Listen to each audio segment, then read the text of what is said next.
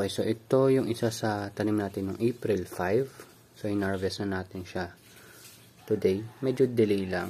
Dapat kahapon. Ayan. 105. Tingnan natin isa.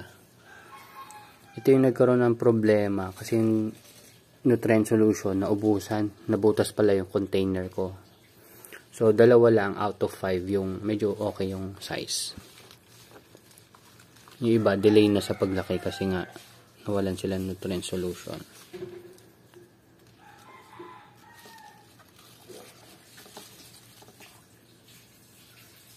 Yan. So, medyo malaki, no? May konting tip burn lang siya kasi ito yung time na sobrang init din talaga dun sa rooftop. So, ayan. Meron din akong red scamander. Pero, ito kasi, ito yung 1 month dito sa indoor nursery. So, hindi sila talaga na-expose ng maayos sa growing condition. So, ito yung time na wala ako masyadong taniman. Pero hindi naman siguro masyadong significant na matay.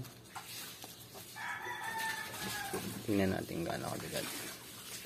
Ay, nasa 39. 39 lang matay.